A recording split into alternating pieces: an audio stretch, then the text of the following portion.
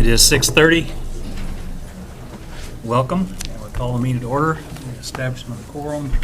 We have a quorum with Mr. Torres and Ms. Gonzalez being absent. This time we'll move into our agenda.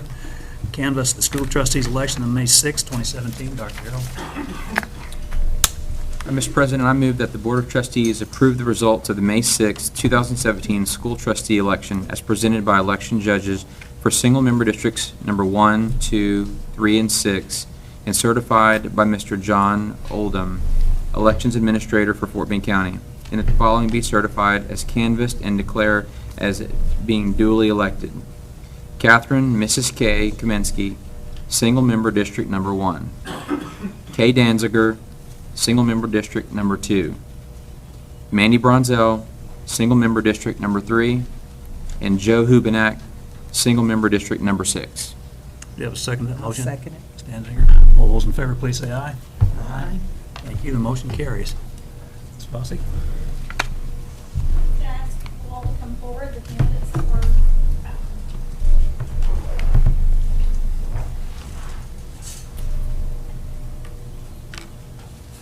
I would like to present you with your certificate of election. Please.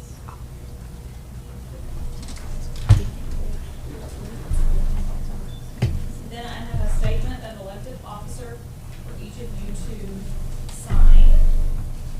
I have 4 pens here, and I have an order of your districts, so. Sorry. There you go. There you are. So you will each sign your, where it says trustee signature, please.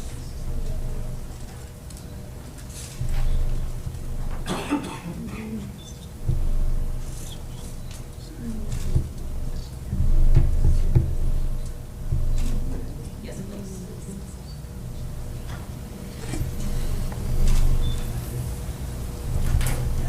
Those, and I will notarize those. Now,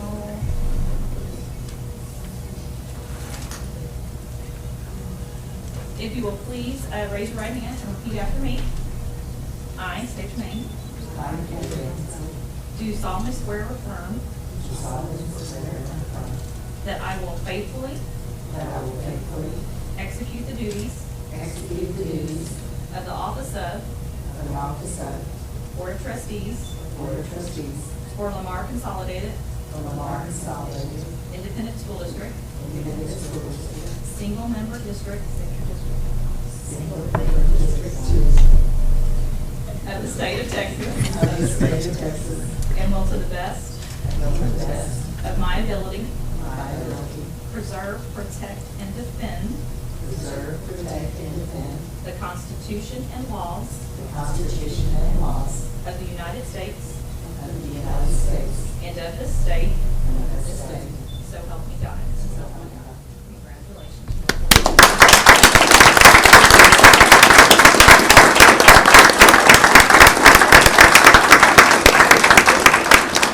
Great. I do have one more form.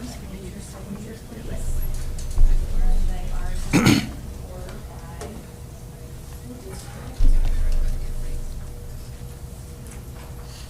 Sign those, please.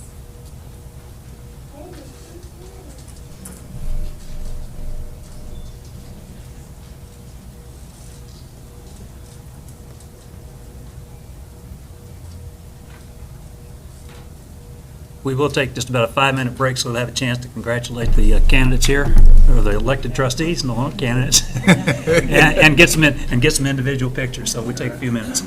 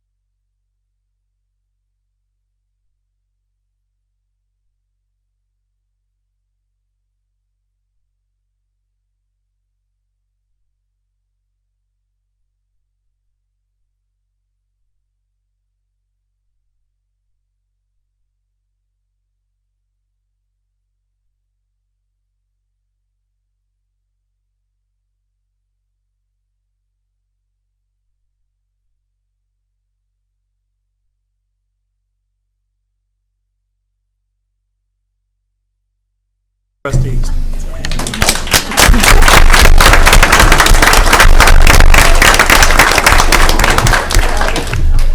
All right, at this point in time, we will elect board officers to serve from May 2017 to May 2018 to have a nomination for president. I nominate James T. Murray for president. I second. Any other nominations? No other nominations? All those in favor, please say aye. Aye. Thank you. Congratulations. Thank you. Thank you, everybody. Nomination for vice president. I nominate Ms. Kaminsky for vice president. Do we have a second to that? I second. Any other nominations? All those in favor, please say aye. Aye. Nomination for secretary. I nominate Ms. Dansby for secretary. Second to that? I second.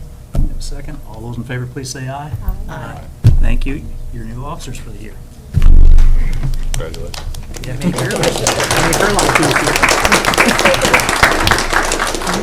like to note that we started the meeting back at 6:38. All right, thank you. The next item is consider authorization of facsimile signatures for district financial accounts. Since we did not change any officers, I don't believe we need to do that. That's correct. Made your life easier. We'll do what we can. We'll move into discussion of the regular board meeting action items. Dr. Randall?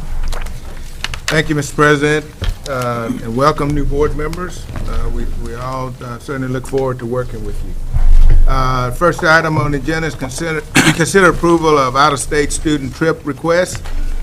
In this item, we're asking that the Board of Trustees approve out-of-state travel for Foster High School, George Ranch High School, and Lamar Consolidated High School Speech and Debate to attend the 2017 National Forensic League Tournament, June 18th through 24th in Birmingham, Alabama.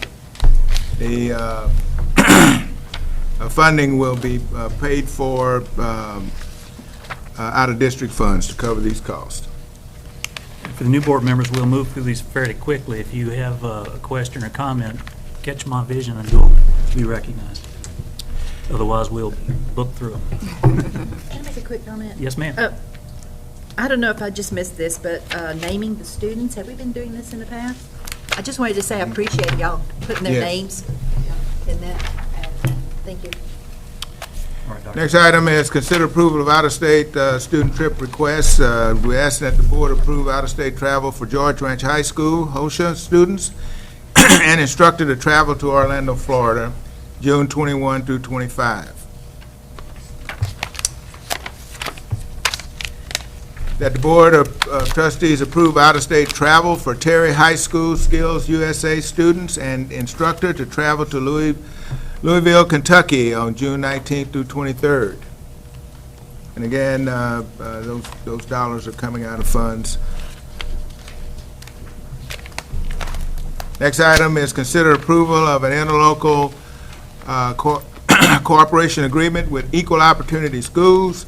We're asking that the Board of Trustees approve the interlocal agreement in the amount of $124,600 and authorize the superintendent to execute the agreement. I think the board is very much aware this is a program that has really helped us at all 4 of our campuses now to increase the number of students that are taking AP courses.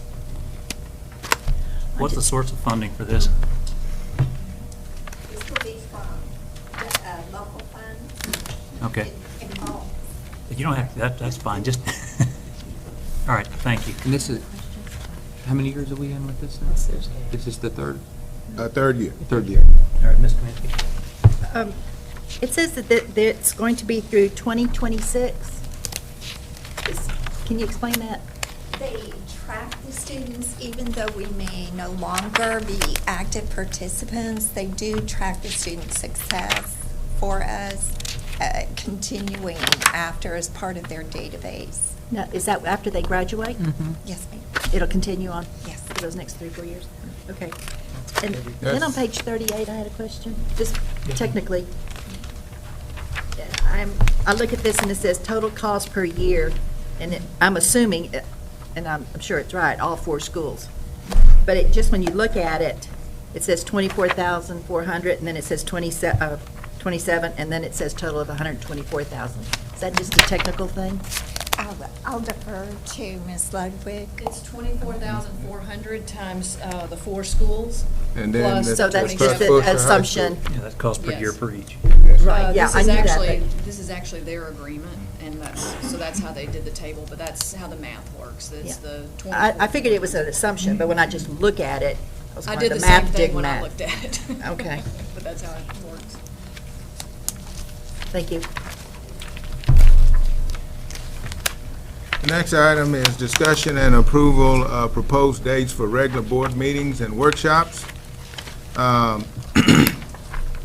In this particular agenda item, June 13th would be, under normal circumstances, a board workshop, with the 16th being a board meeting, but that is, the 16th is during SLI in San Antonio, so that's why we will do everything on the 13th.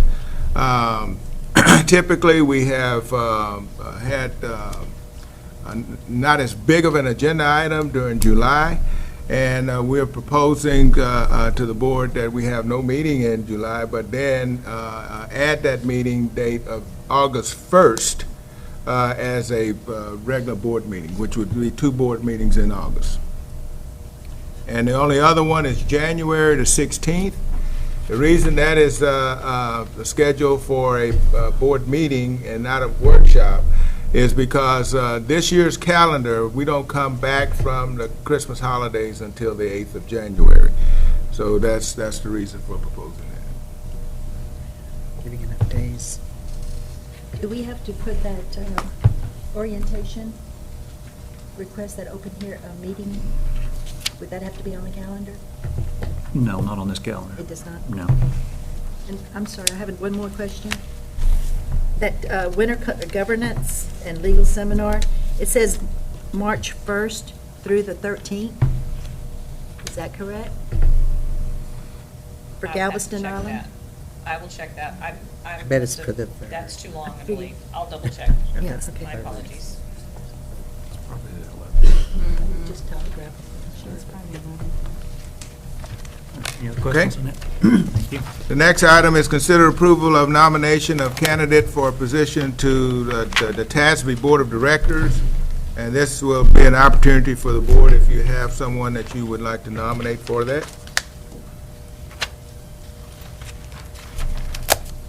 The next item is ask the board to approve the memorandum of understanding with the Holdsworth Center. As you are aware, this was founded by HEB Chairman Charles Butt, and the goal is supporting and developing public school leaders in order to improve the quality of education offered to every child in every classroom in Texas. And we're fortunate as a district to be one of 7 districts selected to participate in this. And this is the actual memorandum that the board has to approve. I have a question. Yes, ma'am. It said that we have 19 slots, and that would involve 3 to 4 principals? Is that like every, it says co-art, I'm not understanding. It's in cycles? So how long will the principals be involved in that, as individual principals? The individual principals are tiered in. They would each be in the program or work in the program for a year, and then the next year they bring on a new set of principals. So it does cycle. And they start year 2. Okay. It would be district personnel the first year, district level personnel the first year. We have a brief presentation. We can either share that this evening or on Thursday, whatever your pleasure is. We thought that maybe for the new board members, that it may be appropriate to share a little bit about that. Well, let's just go ahead and do it now then, if you're Okay. prepared to do that.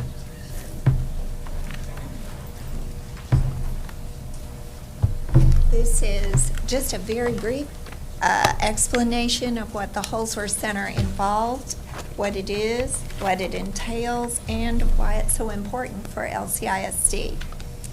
This is an article that quotes from a magazine called Inside Philanthropy, which tracks basically all of the national level philanthropists, for example, the Gates Foundation, the Ford Foundation, etc.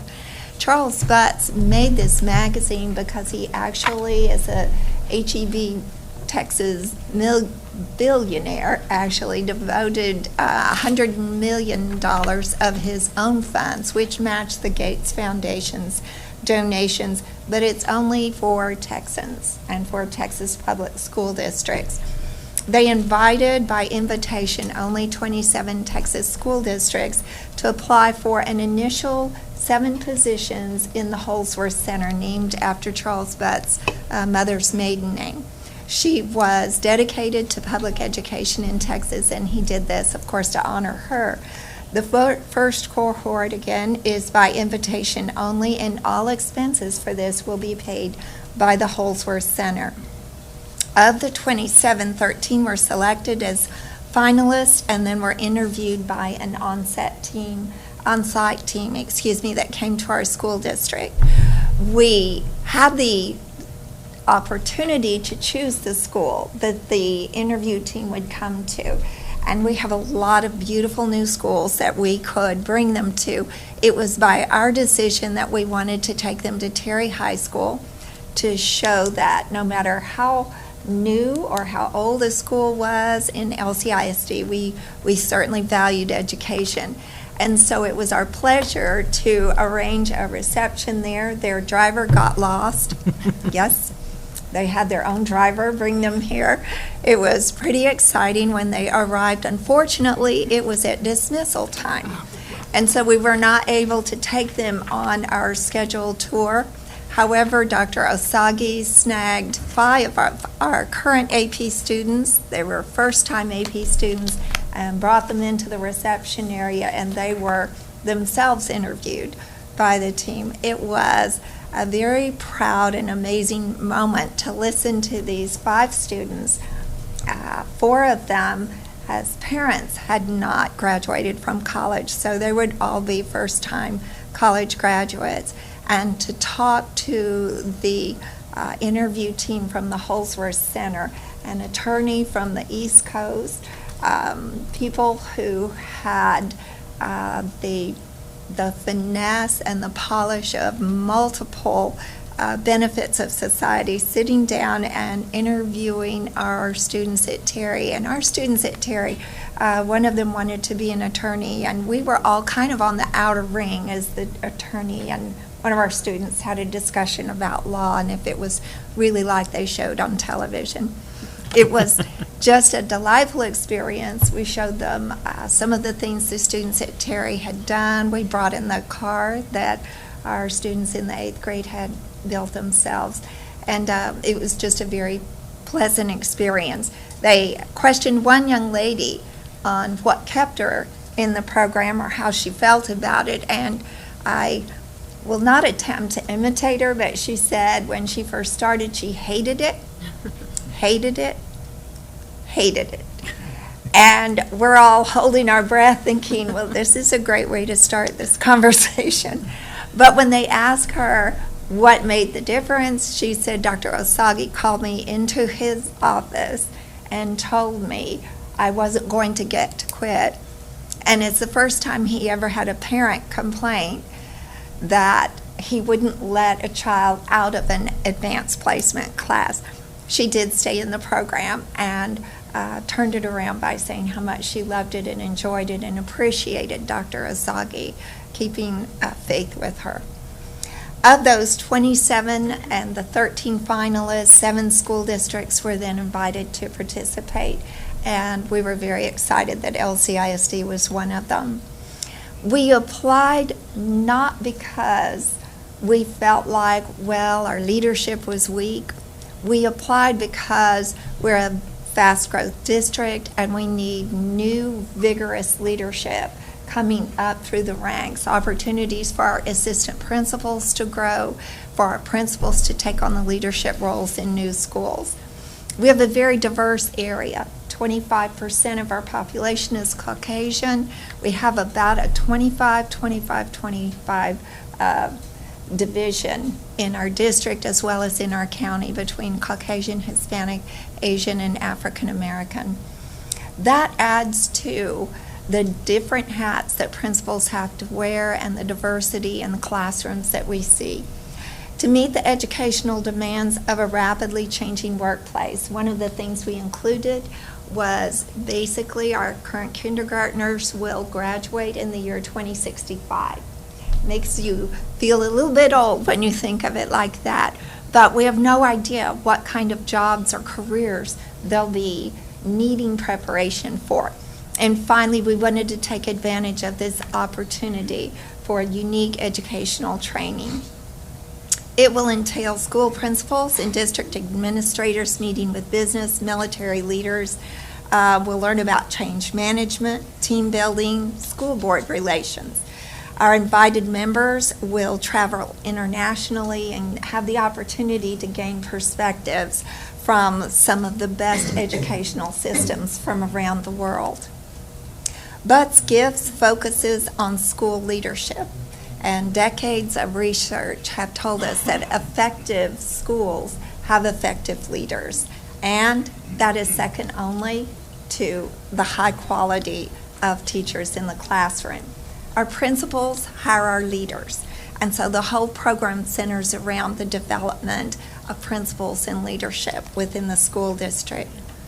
In the 2010 study by the Wallace Foundation, and this research underscores everything that the Holdsworth Center does, there has not been found any cases of a school actually improving without the strength of a strong leader, talented principal in that building. We'll have the opportunity to work with leaders such as Ruth Simmons. She is the former president of Brown University and the first African American woman to be the leader at an Ivy League institution. Former Defense Secretary Robert Gates will be part of our cohort that works with us, and Teach for America CEO Eliza Villanueva Bier, just to name a few of the people we'll have opportunities to work with. We're very, very excited about this. Our first trip will be to Singapore this summer. They have an outstanding educational system. They've done some very cutting-edge things in terms of organization within schools. So we look forward to that opportunity as well as others. Coming up in June will be a trip to Austin as well for our leadership team. We're really proud of this opportunity. This wasn't as brief as I had planned, so I apologize for that to each of you. They chose us. When I asked one of the ladies that was on our interview team, her reply was, "We picked your district because of the leadership that was already in place." And that was just a wonderful feeling to have, that we were chosen because of the innovation and the leadership and the things that Dr. Randall and our school board especially were leading us towards. So thank you. Next item is approval of budget amendment request. And as you see, we have 5 different budget amendment requests.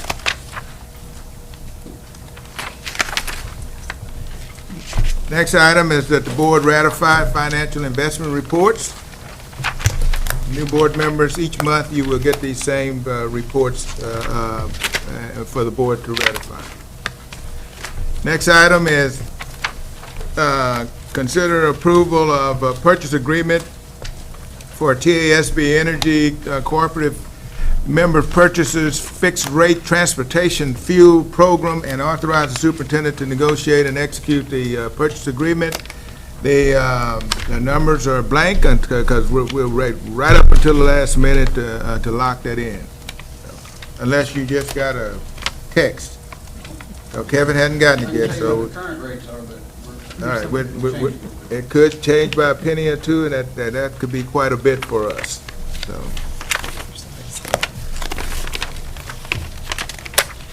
Next item is that the board approve the memorandum of agreement from Fort Bend County and offer for additional right-of-way for the FM 762 improvements in the amount of $810,482 and allow the board president to execute the agreement.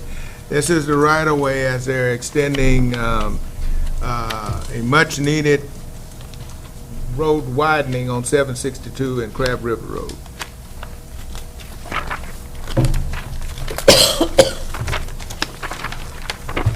And if you're like an engineer, you loved all of the drawings and diagrams and everything that went along with it. Just helps you know where you are. That's the way. Next item, we ask that the Board of Trustees approve Robbie Kistner Consultants for a geotechnical study for the synthetic turf and track projects at Dickinson Elementary School in the amount of $4,890. I have a question. Yes, ma'am. Of the expense we have here, that's from the MUD money that we're getting? Or is this an extra? No, ma'am, they will be sending checks for all of these items as well. So that's no expense to us? Yes, ma'am. Okay. I just wanted that clear. Thank you. Next item is also Robert Kistner for a geotech study, and this is for Campbell Elementary in the amount of $6,250.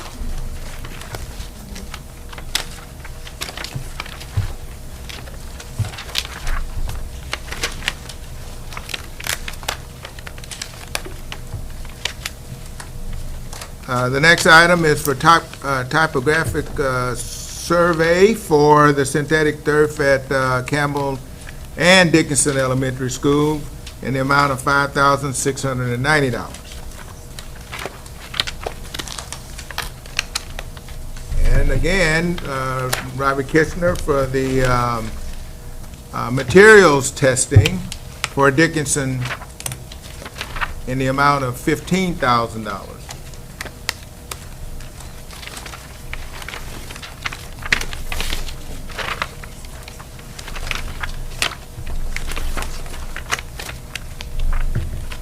Again, Robert Kistner for material testing for the turf at Campbell Elementary School in the amount of $20,000.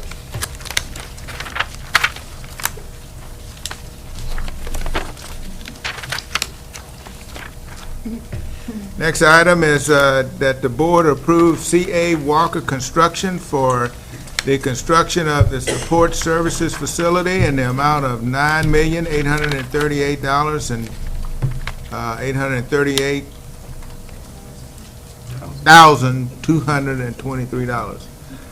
I'm getting lost in all these numbers. These big numbers. That's right. Okay. The next item is for Dramala Construction, Don Carter Elementary School, in the amount of $20,055,150.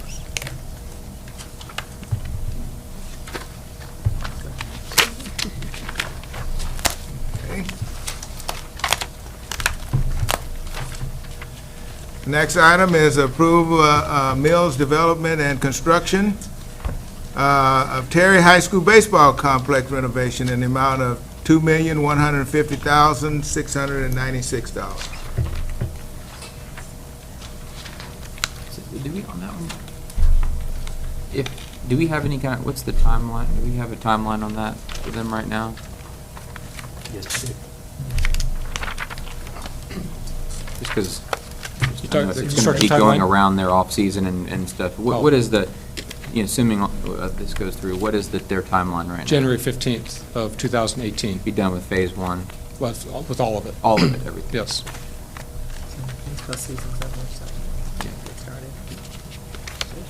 The next item is approved Terracon for material testing for Don Carter Elementary School in the amount of $72,000.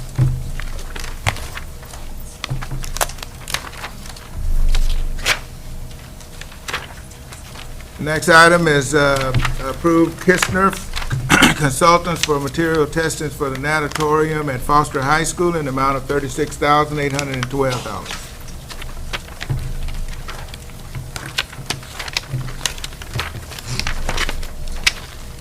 The next item is approval of Robert Kistner for the natatorium at Fulshire High School in the amount of $38,642.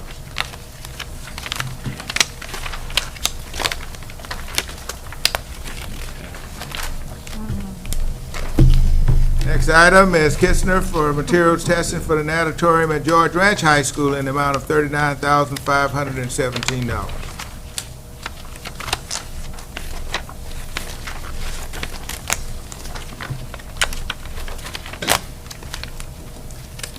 Next item is asking the board to approve Engineered Air Balance Company for the HVAC test and balance service for the natatorium at Foster High School in the amount of $17,415.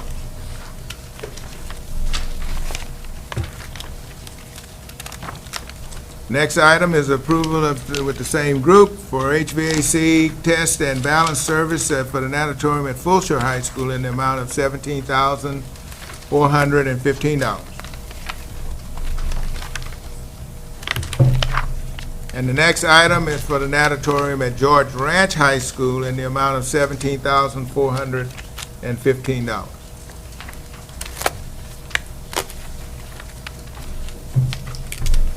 And I think we'll take a break now.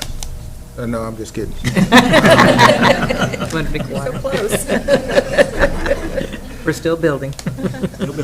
Next item, we're asking the board to approve the deductive change order number 1 in the amount of $16,004.52 and final payment of $5,689.95 to Bass Construction for the construction of Huggins Elementary School driveway improvements.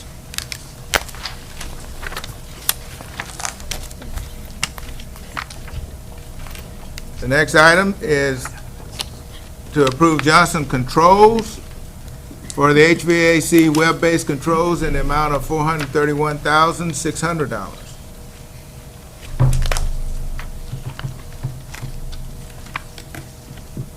The next item is asking the board to approve this Discovery Education Streaming from Region 11 in the amount of $68,339.64 and authorize the board president and superintendent to execute the agreement.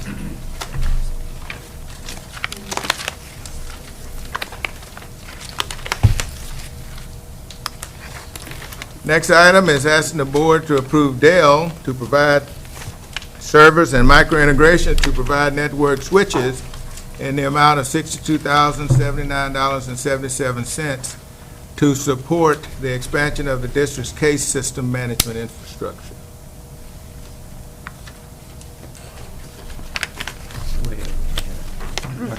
Way over my head. I'll talk about it a little bit. Sounds big. We summed it up in the technology committee meeting today. Refresh, faster, more storage. There you go. Perfect. The next item is to delegate final authority to the superintendent to employ contractual employees for 2017-2018 school year during the months of May, June, July, and August. We're asking that the board consider this because of the competition that we're dealing with and the ability to turn around decisions quicker and get those people in place. Sounds good.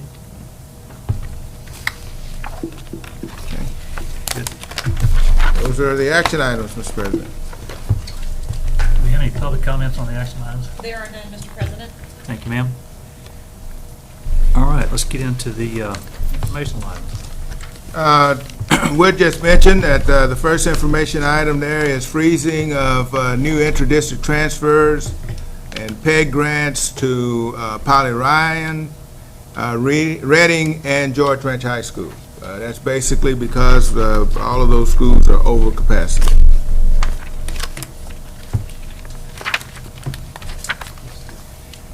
And Mr. President, we will would like to give the presentation, a presentation for the Gifted and Talented program Thursday night, if that's okay. That's fine.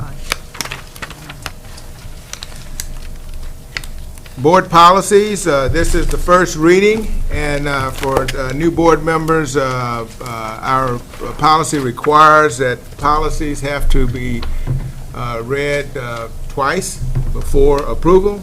And this month, you get the policies as first reading. Next month will be the adoption. Any comments on all those policies? First crack out the box here.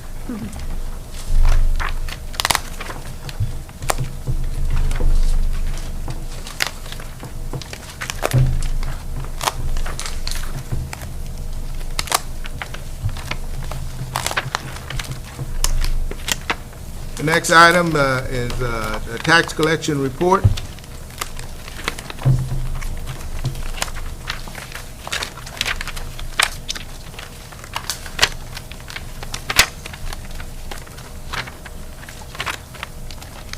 Payment of construction projects.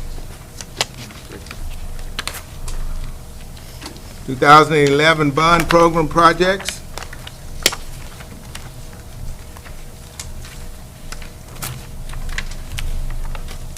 2014 bond program projects.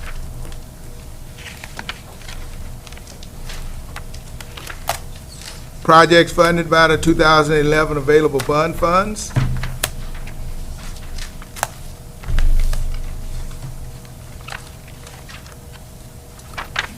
Transportation update.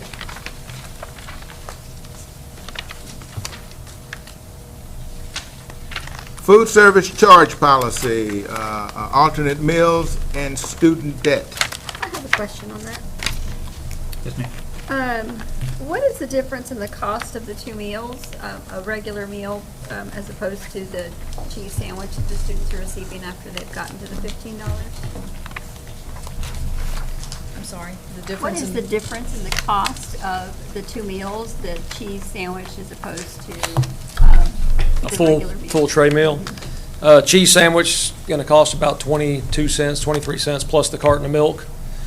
So, Is that what they receive? yes, a cheese sandwich and milk. So about 50 cents in total food cost versus probably for a lunch food cost at an elementary, $1.10 to $1.15, and then secondary probably closer to $1.25, depending on, what the menu item is that day.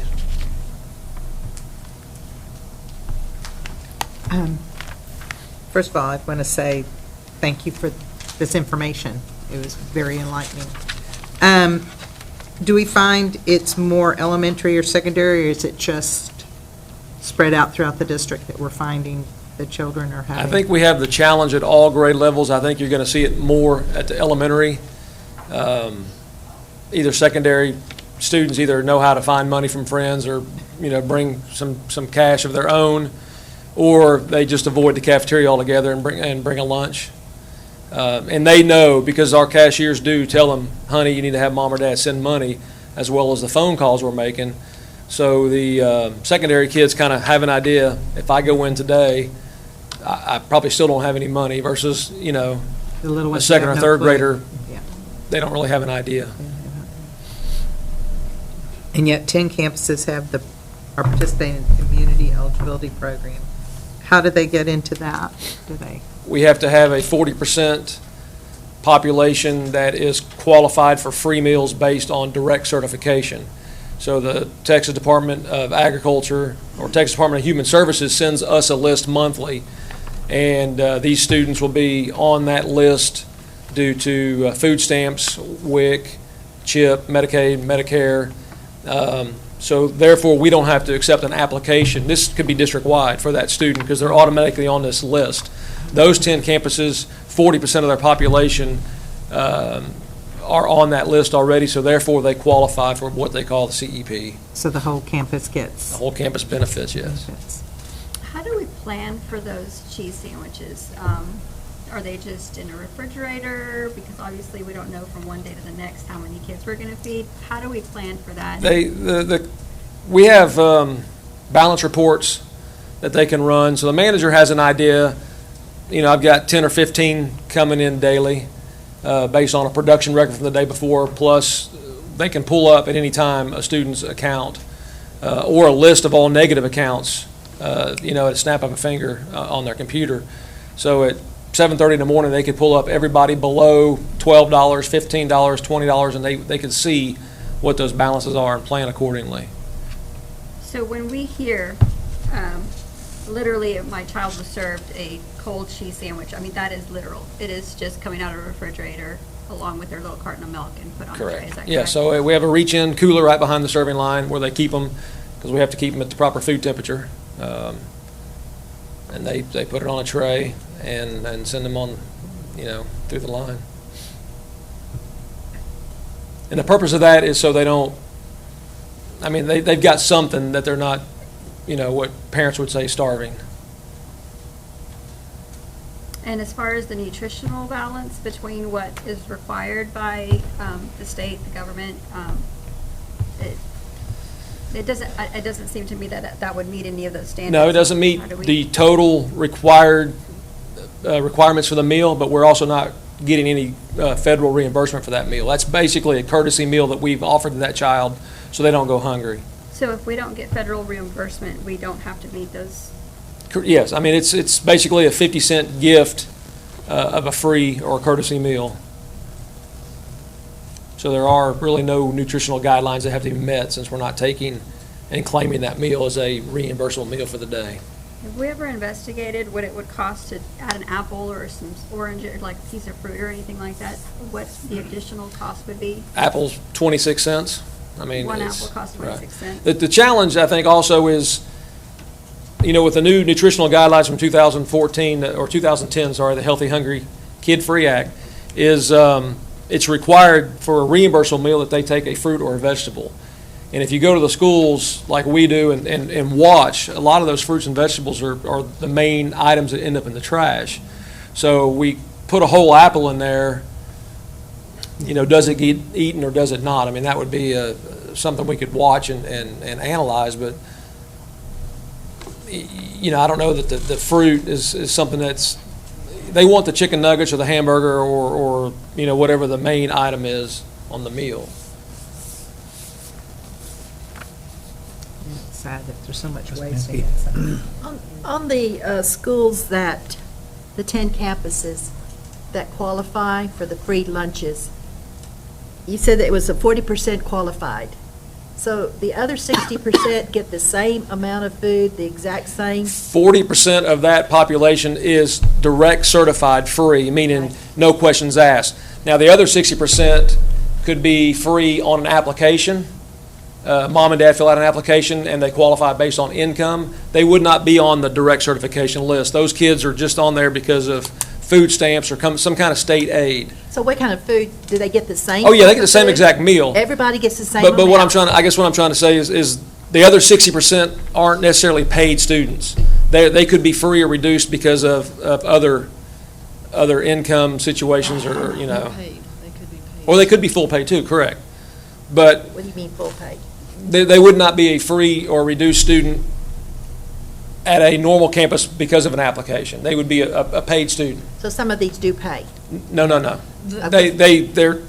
They're classified as a free student, as a paid student, because we're not allowed to accept applications on those campuses. Okay. So if I'm on the direct cert list, I show up as a free student. If she's not on the list, she's technically classified as paid, but she eats at no cost at those 10 campuses. What I'm trying to get is, we've got 10 campuses that get the full nutritious meal, but we have some students at other campuses, for whatever reason, can't pay, are getting the cheese sandwiches.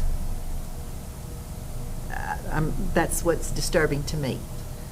But you're getting the full reimbursement, right? Correct. At the 10 campuses?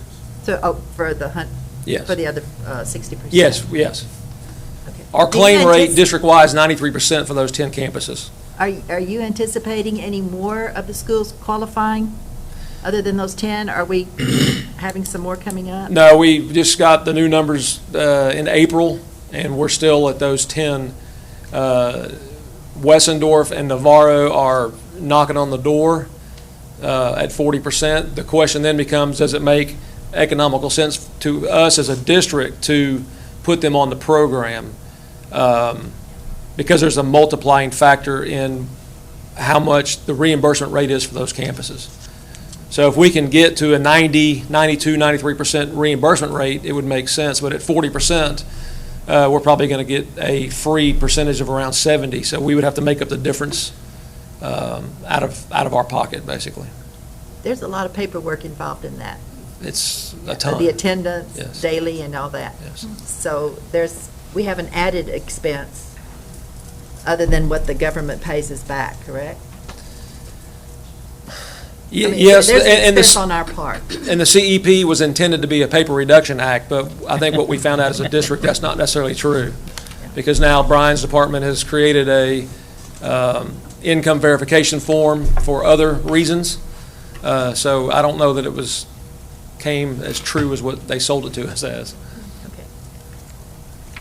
Okay. In the $50,000 that is still owed,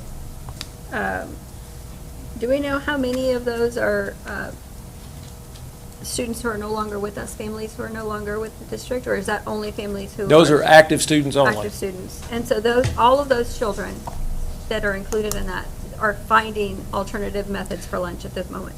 Well, they could be free and have a negative balance. So if you're free on the last day of school last year, you have 30-day grace period, allows mom and dad time to fill out the new paperwork. Our drop dead date is normally October 5th or 6th. So if mom and dad don't complete the paperwork by October 5th, the next day you're now a paid student. So those children are still coming through the line assuming that they're free, and all of a sudden they're racking up $10, $12, $15, and then mom's like, oh gosh, I forgot. They come down, they fill out the paperwork, they're now free again, but that $15 balance is still sitting there. So some of those, and I would say a majority of those students probably are on the free meal program, but they have a balance from previous. And so we kind So of you think take that $50,000 worth is just previous balances of? No. I'm saying some of that 50,000 is debt carried by a free student who's eating a hot meal every day. Some of that, okay. Just a paperwork lapse, basically. Correct, yes, Well, and it's very hard to try to go back and get that money from those children. exactly.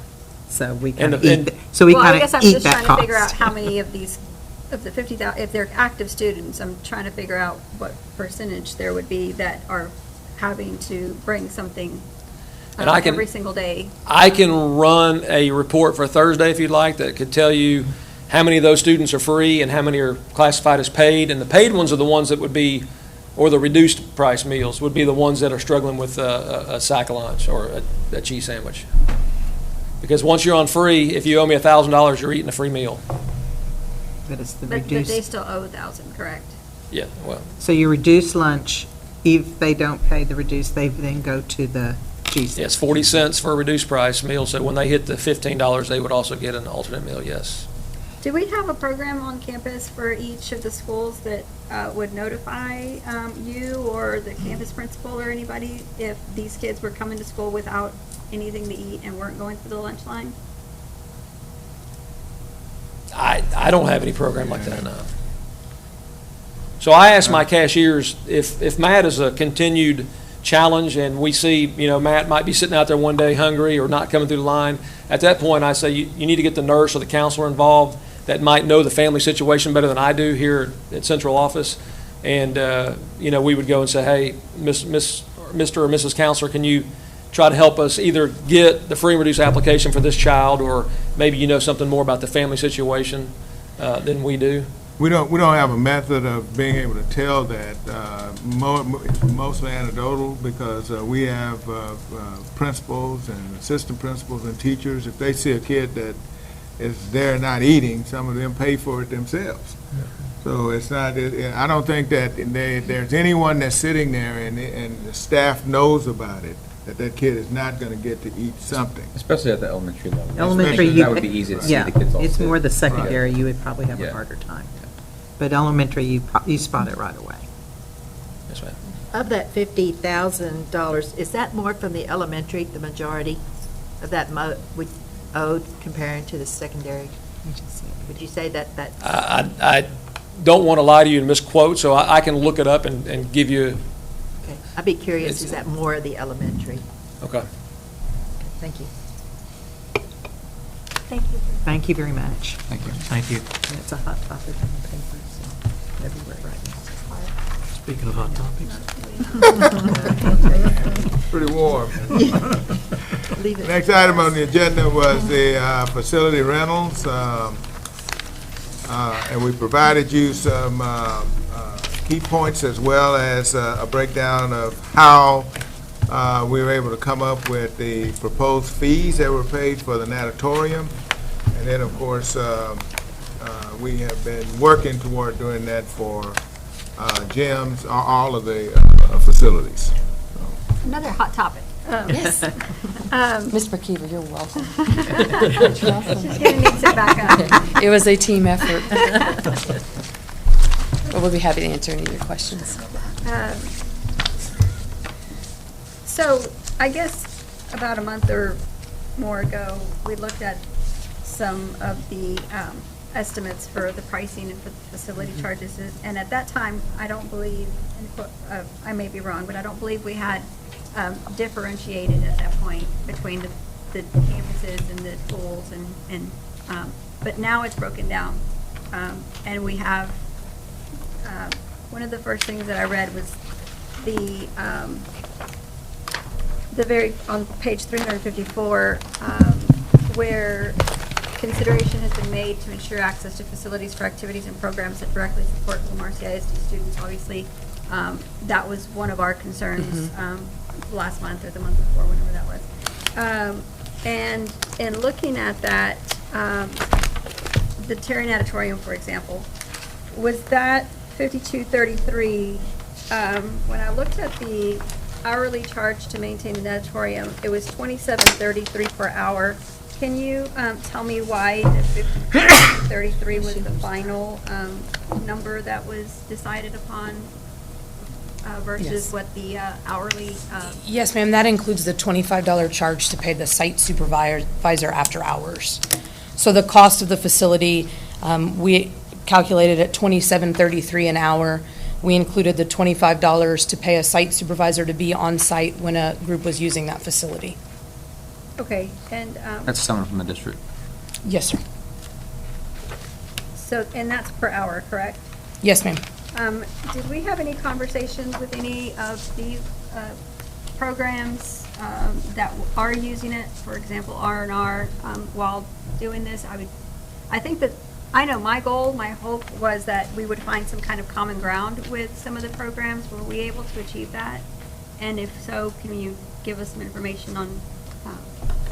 I think what we did, and specifically to the natatoriums, we looked at the groups that were currently using the facilities, and there's others other than R&R, and took that back to and evaluated what we were charging, but also with what you had charged us with to look at was it LCISD or campus-specific students that were using the facilities, and how were we charging them. And so with that, we went back and reviewed the GKD local policy, which you have in the policy update. And then we came up with an admin reg that would kind of govern some of the after-school campus-specific, LCISD-specific activities, whether it was at the campus or a district facility like a natatorium or trailer stadium. We do have that for your review. And specific to R&R, I'll defer to Coach Nelson on that. One of the things we had previously discussed with R&R was the need to pay for a custodian in addition to the supervisor to be there during their rentals. One of the ideas that we floated as part of this proposal is that we would ask our custodian staff to shift their work hours to 2 to 10 p.m. so that they would actually be on duty during the rental period when most of our different entities use them, so that wouldn't be an added charge for them. So previously, the approved fee was $75 an hour with a $30 an hour supervisor and or $25 an hour custodian. So we tried to look at how we could minimize that charge. So the 5233 includes the custodian as well, or is that not included? That custodian will be on site from 2 to 10 p.m. as their regular workday. So they will be there there's no incurred cost for the rental group. So, and currently for all of the, I guess, groups specifically using the NATs, so do they currently have to have a district representative on site during all their practices and everything currently? We are moving towards that. Some, yes, new groups are required to have that. Some of our old existing groups, we are moving to correct that and make sure that there is an LCISD employee on site supervising the facility. Okay. But they never had to before, though? Not all of them, no, sir. Okay. Why? I couldn't tell you that, I'm sorry. I can tell you that once we noticed that that was an area where we didn't have, we have some overlap of some of those private renters with LCISD staff, and they've been serving in both capacities. And what kind of, so what type of, I guess, person from the district would be, I mean, like, who would sit in that position? It could be a coach, it could be a teacher from that campus, it could be an athletic staff member, an athletic event worker, someone who would have the list of people to call should there be an issue or should there be a problem, and someone familiar with the facility with keys to access the different areas that could need to be accessed. What are the main reasons we want representatives there? I think it's an accountability issue to make sure that we keep the renters safe, but also to make sure that we're looking out for LCISD property. Wouldn't that be a liability issue? Yes, ma'am. I have one more question. Was there any consideration made to groups, not just R&R, but anyone that's using the facility for long extended periods of time Okay. rather than just one-time uses? Return runners. When we looked at the cost, we looked at a per-hour cost, and so that's what it costs per hour to use the facility, whether they're a repeat user or a one-time user. We discussed a little bit the options we would have as far as deposits and prepaying with some of our long-term renters. If we knew it was going to be someone using the pool regularly, we could have them pay on a month-to-month basis instead of before each individual practice. But at this point, we thought we'd stripped it down to the hourly cost, whether it was for 1 hour or 100 hours. That was the cost per hour. So you didn't take any additional discounts, or I don't want to say discounts, but I guess there was no additional. So I could come in for the same price per hour as R&R rents it per hour, correct? Yes, ma'am. Now, this is the district's cost. There's nothing else built into this amount. This is what it's costing the district to operate the facility. So we're really not making any Yes, this is money it. off of this. This is stripped down. Yes, ma'am. Just a stripped down cost. And then, did we work with some of these that were saying that if they were having a meet, they might not be able to pay everything at once? Yes, They ma'am. I'll let Mr. prepay. McKeever speak a little bit to how he handles that. Okay. Well, normally, we have, if it's just a one-day event, and like a meet, what you're talking about, we want to get at least 50% of a deposit down. Okay. Or pay for the entire meet beforehand, because for like other facilities, if they come in and rent it, we've got everything ready to go and they're running the building, and then there's a no-show. And so the district's out some funds for that. Right. And so we like to at least get the 50%, and that's what we're looking at, is putting together with the new red. Mr. Mackey? This is not, I mean, this is a normal, when you look at the other districts. Right. We're not asking for something that's out of the norm, No, ma'am. expectation. You were talking about having a personnel on the campus or at the natatorium. It says here, use of the natatorium shall require the employment of a water safety personnel as deemed necessary by the district. You said water safety personnel, and yet I thought I heard you say an employee who could get hold of somebody. So if an organization is running the pool, they have two options. They can provide certification to us of water safety personnel on their staff, or we can provide that to them, but we do require water safety, a lifeguard, essentially, someone with water safety instruction and certification to be there while the pool is used. So a lifeguard Yes, needs to ma'am. be there in addition to another personnel? We That need, would- if their group has someone who is lifeguard certified and current, and we have a copy of that certificate, we allow them to use that water safety personnel from their group. We need to ensure that there's an LCISD staff member there as well. Okay, in addition to that. Yes, ma'am. Every swim team has a lifeguard certified person on their team or coaching, or, I mean, they just need to show you one certification of one person on premises during their practice and meet times, I guess. Yes, if they're going to have a rotation of several people, we ask for that certification for all of them. So what we've got here is, you're just presenting us with the rental cost, but there are some other administrative things that you're talking about doing, like the deposits and the long-term where you pay, sort of pay as you go, not advance. So you've got some other stuff that goes along with this, if I understand that correctly. Yes, they are invoiced, and we can work with them on that. One of the things we really looked at, the GKD local policy, we did update that and remove the part that they were not allowed to charge fees. They are charging fees if they're holding meets and things like that, so that has changed, and that's reflected of some of the money they may make to help offset any cost.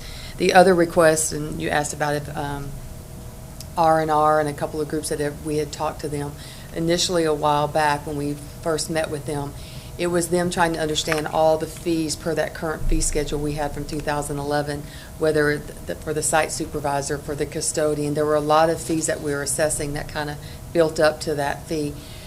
Our understanding from them was they wanted to know what was the flat hourly rate that they would pay. And so that's what this information is, to see what it is costing the district, and then that we were able to give them a flat hourly rate, which is easier for them to understand and to bill. So that was the intent. And have you met back with them since you rolled this out? Pardon? Have you met back with them since? No, we have not. We've just been working through this, knowing that we were going to be here tonight Okay. to address All your right. questions. So they have not been informed of this yet. Will y'all be making arrangements to do that? We can. Yes, ma'am. If these fees are approved and this is what you'd like us to use, then we'll make sure our regular renters are aware of that. But y'all would meet them after these are approved, not beforehand? Yeah, this is still informational, this is not approved tonight. This Yeah. is just information. If we had some tweaking and stuff that we would ask them to do, Yeah. gives them the opportunity to do it before they bring it back to us for formal approval. Have we looked to see at $52.33 an hour, and I don't know what their hours are, but are we pricing most of these same groups out of the opportunity to be able to use the natatorium at $52 an hour? It appears to me that that is, if they're using it 3-4 days out of the week for multiple hours, that would cost them several $100s a week. Have we looked into whether we are pricing these groups out of the possibility of being able to use these facilities? These fees are in line with the school districts in our area that are renting their facilities for these types of purposes. What we tried to do is get it down to the minimum that we could charge to cover our costs, so that as a district, we're not incurring any cost to operate any of these independent activities. Well, and I guess my next question would be, does that mean that for the next, since 2011, we've been incurring costs and we've been in the red for these facilities? Because if so, then I'd like to see, I don't know, perhaps where we've been in the red, because obviously that would be the implication, correct? That the implication is that we've been running in the red because we haven't been charging, or because we've been charging too little, or whatever that may mean. But in my opinion, I just feel like if we're really trying to focus on the student activities and interests for Lamar students, for several $100s a week, I can't imagine that any program like R&R would be able to afford to continue to use our facilities. And I can tell you that as we discussed previously, we have not been charging correctly. We have not been charging in line with our approved fees. Correct. We'd have to do some more analysis as far as what costs we have incurred as a result of that. Well, I'm not sure that's very productive to go back and take a look at what we should have That done. sort of waters under the bridge, and we're not going to go back and recover it. So it may be a golly gee whiz kind of number, but I'm not sure we'd recover. And we're not going to go back and try to collect from anybody to Right, recover. no, and But I'm not. And I think we're moving toward more revenue neutral for the district here, and not be giving anything away, which we can't do anyway. So it will be now uniformly applied and approaching revenue neutral for us. But I think that we do need to acknowledge that we are going to price these programs out of the use of our facilities. That's an acknowledgement that I think we need to make. Yes, ma'am. Comment to, I really would like to see y'all invite the R&R and the other groups before y'all come back. Let them look at this and see if The question is, can you have these folks take a look at it, at least get a reaction to it? Yes, get a reaction. That would be sufficient. And do R&R do several days a week during the summer? Yes, ma'am.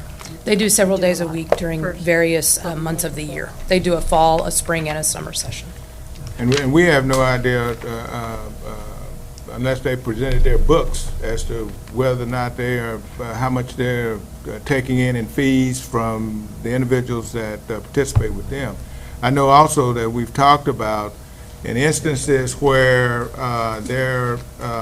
it wouldn't require the after hours, and if the students are LCISD students, then there's a break as far as the fees. One thing we looked at, and when we were reviewing neighboring districts and their fees for the facilities and comparing ours, and also how they broke down the fees, we looked at what they refer to as very different, there's different terms each district uses, but one term they use is what they call cost recovery.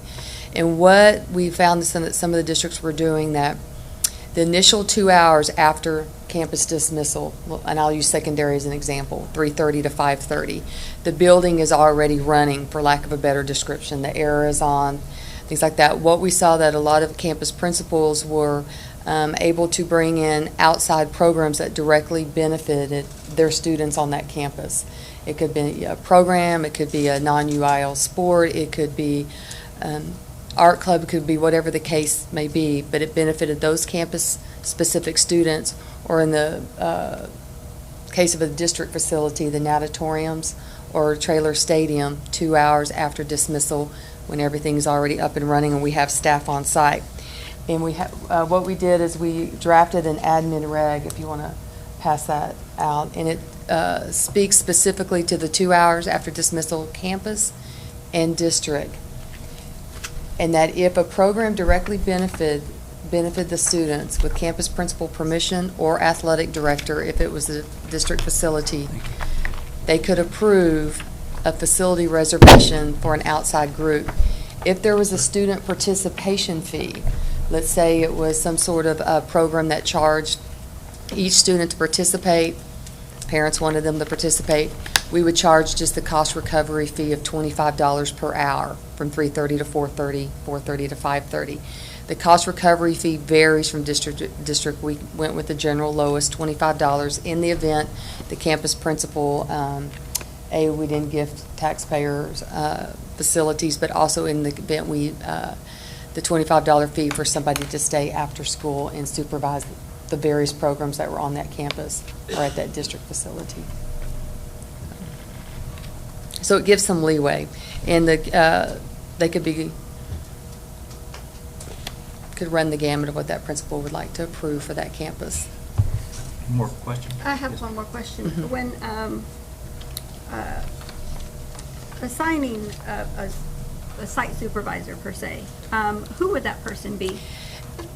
It varies. Right now, when campuses submit a facility reservation request online, the requirement this year is that if you're going to approve your campus facility for a particular group to use it, the reservation must come in with the person that you're assigning to oversee it or supervise it. So I'll use club volleyball.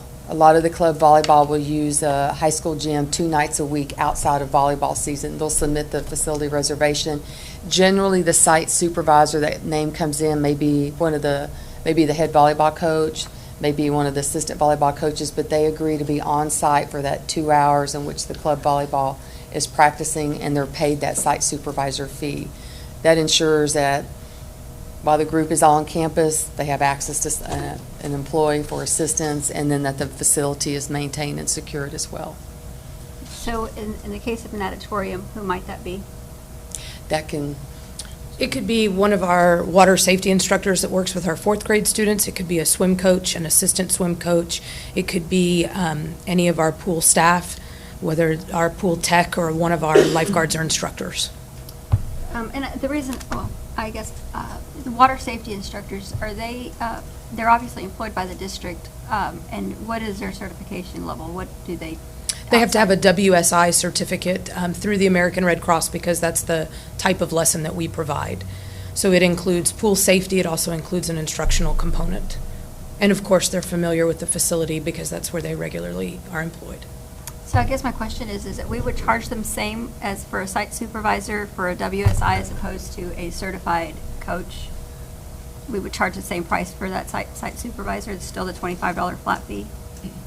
Those would be extra duty pay hours. We pay at $25 an hour regardless of that, whether it be a Regardless. teacher or Well, a, I understand that they're not coaching, but regardless of whether it's someone with a WSI or someone who is a certified coach, teacher, we're still paying them the same hourly rate. extra duty $25. pay at $25 an hour. Yes, ma'am. Club volleyball, when you said that, hit me. That's for the students that are on the campus, or is that, club volleyball means other students from other places come, not necessarily even from our district, right? So, yes, so club volleyball would generally, now I'll use club volleyball, AAU basketball. A lot of these outside programs would not fall within this 3:30 to 5:30, 2 hours afterwards, because generally the gyms are reserved for campus-specific events. They come in on the later hours, therefore they are now subject to the non-LCISD facility fees. And that's what they pay, and the site supervisor fee is part of that. I will tell you, the outside groups that do use the district's facilities, they do want a site supervisor on site with them. They need access to someone that knows the facility, can unlock the doors, get the volleyballs out, all that type of thing, and then secure it. Any other questions? So we have revenue neutral, competitive rate, and you're going to recycle with some folks to see if this is a palatable to them. Yes, All right. yes, we will. Thank you for all Thank the work on Uh-huh. this. Thank you. I believe that completes our informational items, and I don't believe we have anything in closed session this evening. Any other questions from the board? If not, we'll declare this meeting closed at 7:44. Thank you, everybody.